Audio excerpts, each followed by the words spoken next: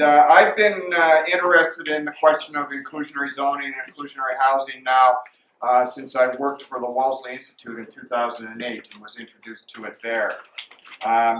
So I'm really glad that Social Planning Toronto has chosen to sort of take up some of this work around inclusionary zoning and to organize this forum tonight. And welcome to all of you. I'm glad that we have a really good turnout, and I'm really happy about that. We've got a great panel of people tonight to talk about, or this morning to talk about this issue. So the Social Planning Toronto, for those of you who sort of don't know who we are, our mission is to help build a civic society capitalizing on the capacities of our staff, board members, volunteers, and community partners, both locally and citywide. We're committed to independent social planning at the local and citywide levels in order to improve the quality of life for all people in Toronto. We're committed to diversity, social and economic justice, and active participation in all aspects of community life. I wanted to just briefly talk about sort of what Social Planning Toronto sees in terms of inclusionary zoning. We define the inclusionary zoning as municipal programs that use the development regulations and approval processes to oblige private developers to provide a proportion of affordable housing within all their new market projects.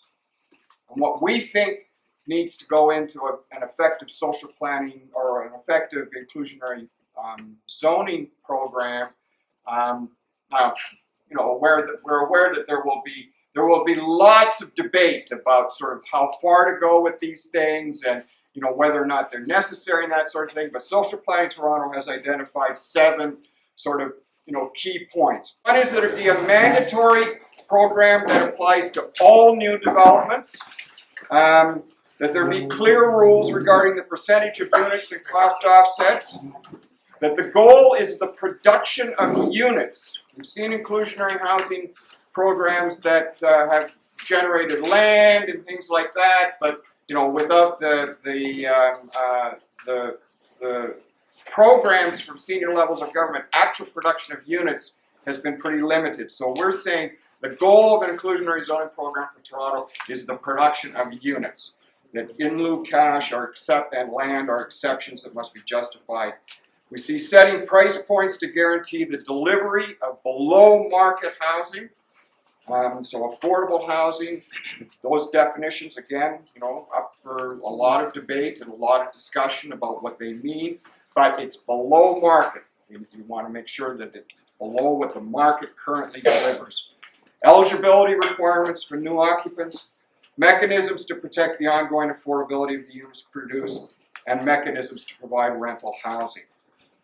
Now, I'm sure that, as I've already pointed out, we're going to see a lot of discussion about the challenges around trying to develop a program like this in the city of Toronto, and there are lots of them. But what I want people to really sort of think about as well are the opportunities. What are the opportunities of an inclusionary zoning program?